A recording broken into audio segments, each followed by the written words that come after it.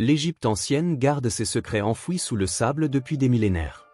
Certains de ces mystères viennent tout juste d'être percés, révélant des vérités qui dépassent l'imagination. Des tombeaux intacts aux cités englouties, des textes médicaux sophistiqués aux techniques d'embaumement complexes, chaque découverte nous rapproche un peu plus de comprendre cette civilisation fascinante. Et croyez-moi, ce que vous allez découvrir aujourd'hui va complètement changer votre vision de l'Égypte antique. Nous avons tendance à penser que tout a déjà été découvert sur cette civilisation millénaire. Après tout, les pyramides sont là depuis des siècles, visibles de tous. Les musées du monde entier regorgent d'artefacts égyptiens. Mais la réalité est bien différente. L'archéologie moderne, armée de technologies de pointe, continue de faire des découvertes stupéfiantes qui remettent en question tout ce que nous pensions savoir. Des scanners sophistiqués révèlent des chambres secrètes dans les pyramides. Des plongeurs explorent des villes entières englouties sous la Méditerranée. Des analyses chimiques décryptent des recettes d'embaumement vieilles de plusieurs millénaires. Ce voyage à travers les plus grandes découvertes archéologiques égyptiennes va vous montrer à quel point cette civilisation était avancée, bien plus que nous ne l'imaginions. Vous allez découvrir comment un simple bâton tombé dans un trou a mené à la plus grande découverte du siècle, comment des textes médicaux de 5000 ans décrivent des procédures chirurgicales complexes, et pourquoi une ville entière a mystérieusement disparu sous les eaux. Commençons par parler de la découverte qui a tout changé, celle qui a capturé l'imagination du monde entier et qui reste encore aujourd'hui l'une des trouvailles archéologiques les plus spectaculaires de tous les temps. En 1922, dans la Vallée des Rois, un événement extraordinaire s'est produit.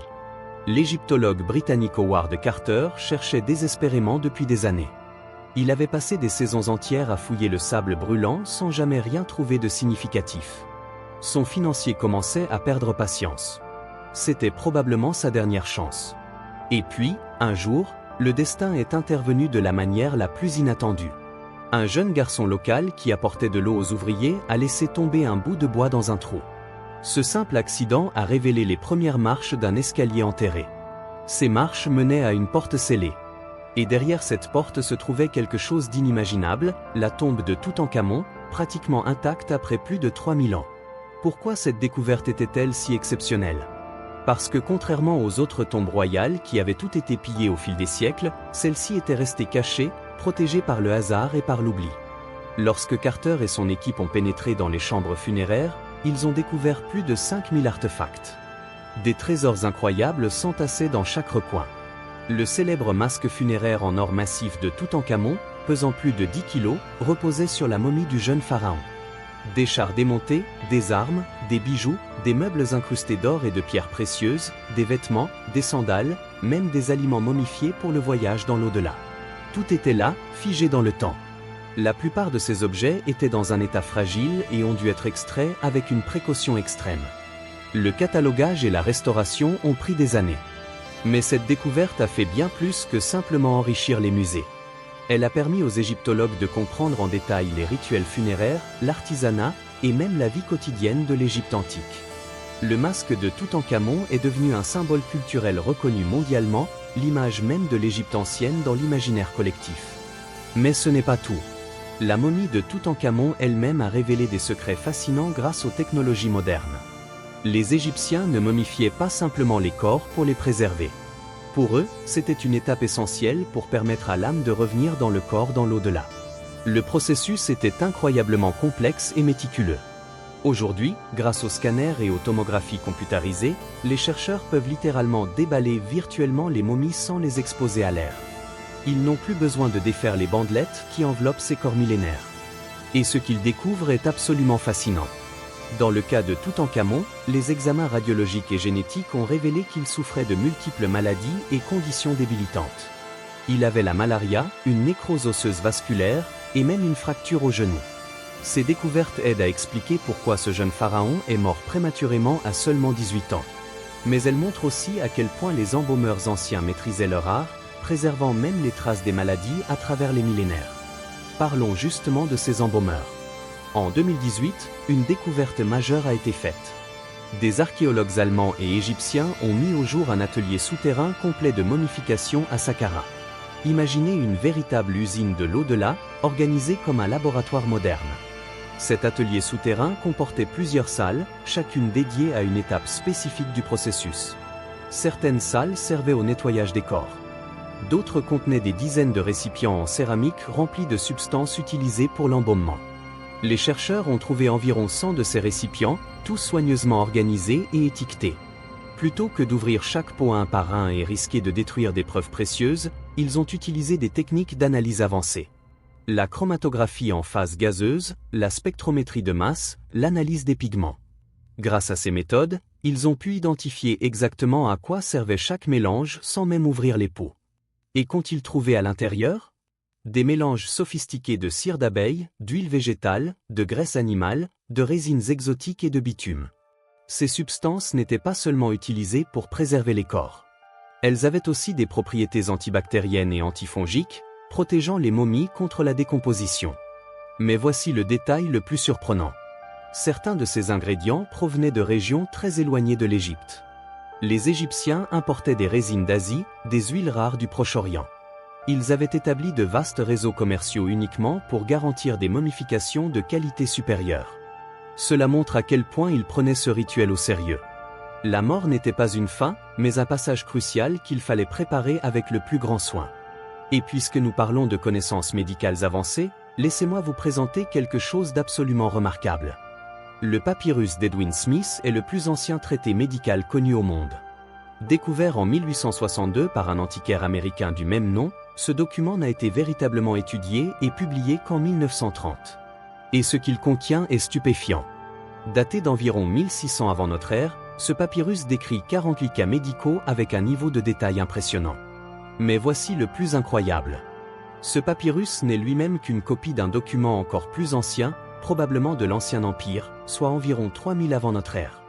Nous parlons d'un savoir médical vieux de 5000 ans. Contrairement à de nombreux autres textes médicaux égyptiens qui mélangeaient médecine et magie, incantation et sortilèges, le papyrus d'Edwin Smith est purement scientifique. C'est un véritable manuel médical qui traite principalement des blessures à la tête, au cou et au torse. Chaque cas est présenté de manière méthodique. D'abord la plainte du patient, ensuite l'examen physique, puis le diagnostic, le pronostic, et enfin les recommandations de traitement. Les traitements décrits incluent l'utilisation de pansements, d'attelles, et même de sutures chirurgicales.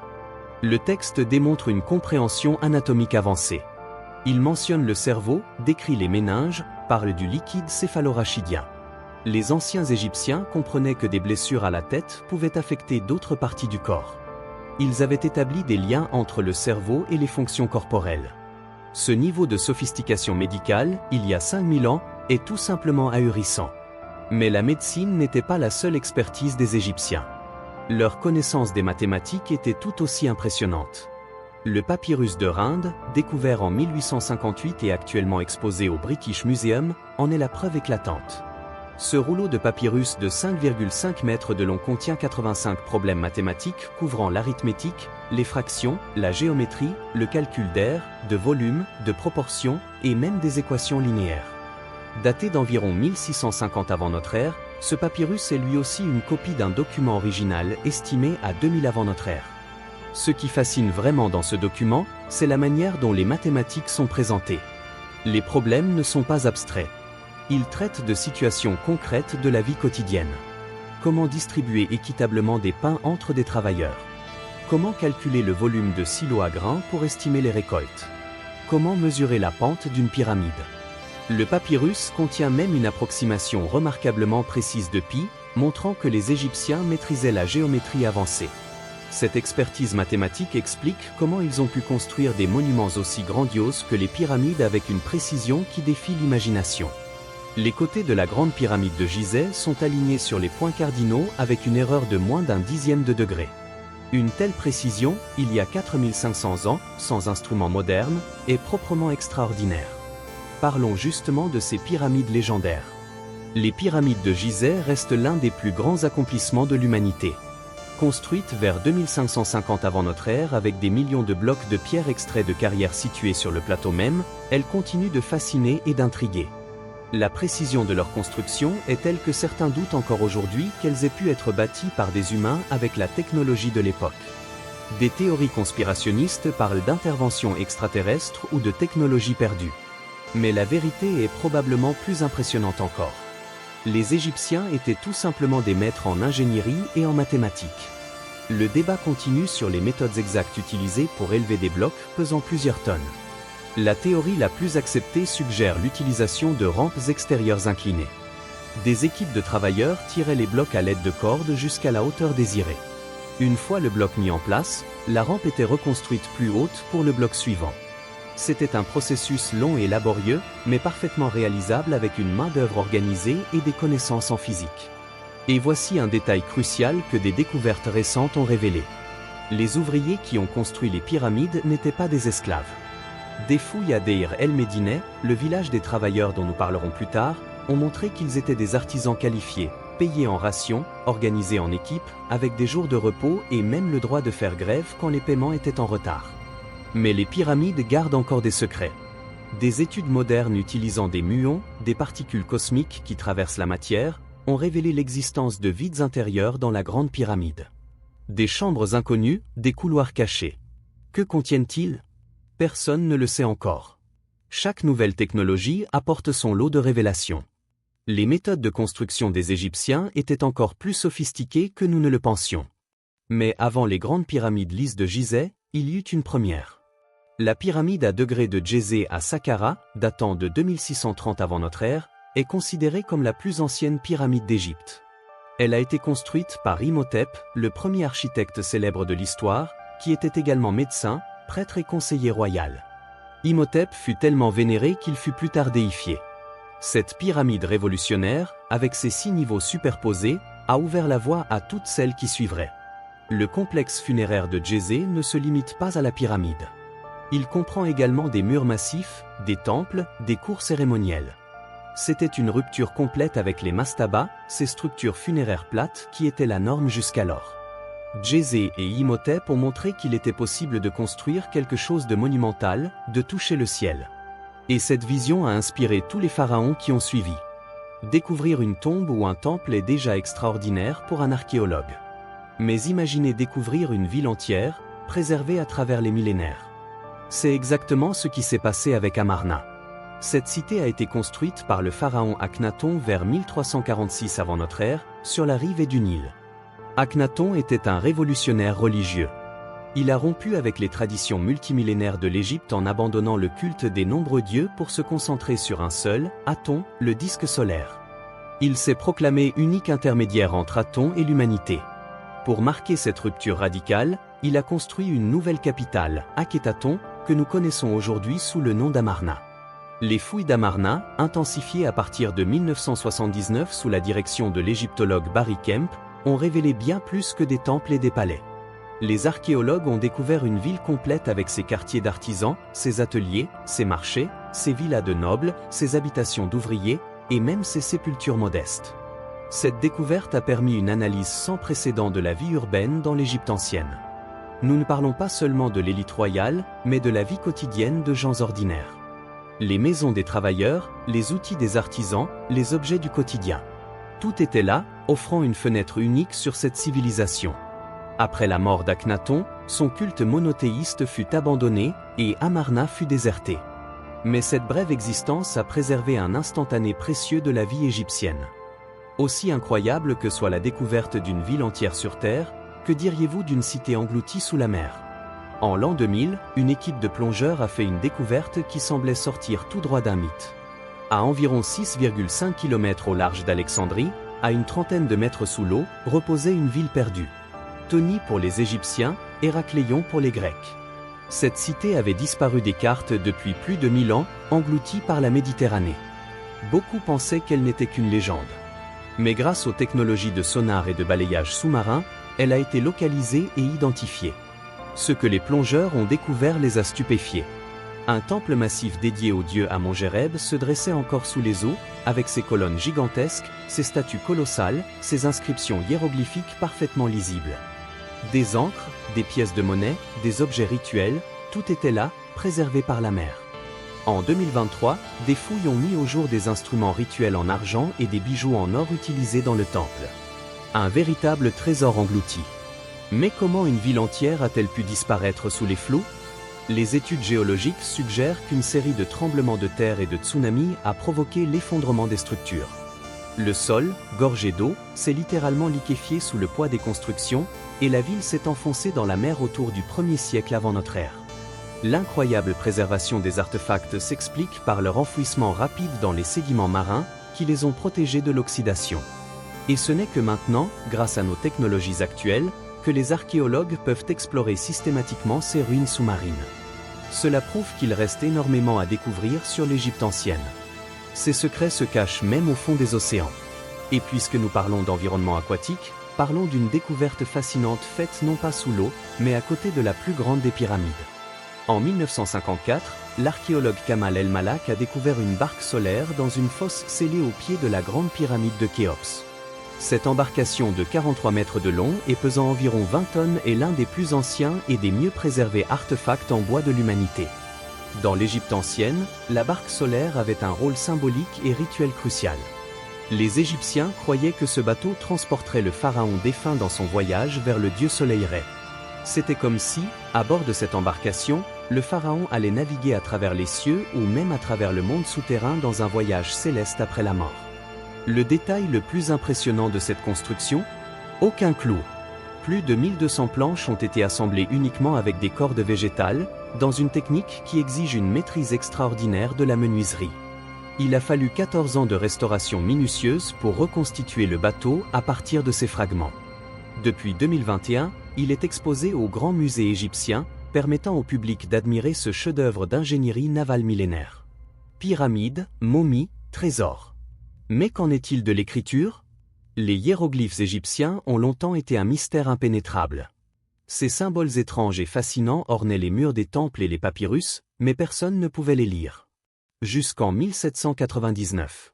Cette année-là, des troupes de l'armée de Napoléon, construisant des fortifications près de la ville de Rosette sur le delta du Nil, ont découvert une pierre qui allait tout changer. La pierre de Rosette portait un texte gravé en 3 écritures différentes. Le grec ancien, que les érudits pouvaient lire. Le démotique, une forme cursive de l'égyptien. Et les hiéroglyphes. C'était la clé qu'attendaient les linguistes. Ce n'est qu'en 1822 que Jean-François Champollion, un brillant linguiste français, a finalement réussi à déchiffrer les hiéroglyphes en comparant le texte grec de la pierre avec les symboles égyptiens. Cette percée a complètement révolutionné l'étude de la civilisation égyptienne. Imaginez. Du jour au lendemain, les chercheurs pouvaient enfin lire les inscriptions sur les temples, comprendre les textes religieux, déchiffrer les annales royales. C'était comme si une porte gigantesque s'était soudainement ouverte sur le passé. Sans la pierre de Rosette, nous serions encore dans le noir concernant l'Égypte ancienne. Cette découverte fortuite par des soldats français a été l'une des plus importantes de toute l'histoire de l'archéologie. Et puisque nous parlons de texte, impossible de ne pas mentionner le livre des morts. Ce nom désigne en réalité une collection de plusieurs papyrus contenant des rituels et des formules magiques pour guider les défunts dans l'au-delà. Différentes versions ont été découvertes à travers les siècles, certaines trouvées intactes à côté des momies dans les tombeaux. Le livre des morts était littéralement une carte de l'au-delà. Il décrivait les dangers du monde souterrain, les monstres à éviter, les dieux à invoquer pour obtenir protection. Il expliquait comment passer les portes gardées par des démons, quelles paroles magiques prononcer pour franchir les obstacles. L'un des passages les plus célèbres décrit la pesée du cœur par la déesse Maa. Après la mort, le cœur du défunt était placé sur une balance et pesé contre une plume.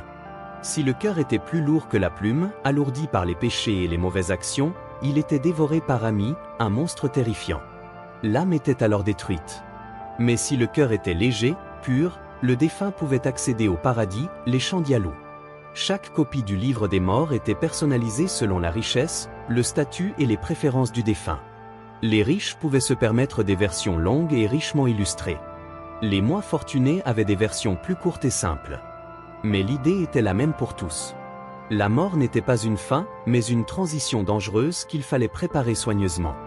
Et pour les Égyptiens, ces formules magiques étaient essentielles pour assurer un passage vers l'éternité. Terminons notre voyage avec une découverte qui change notre perception des constructeurs de pyramides.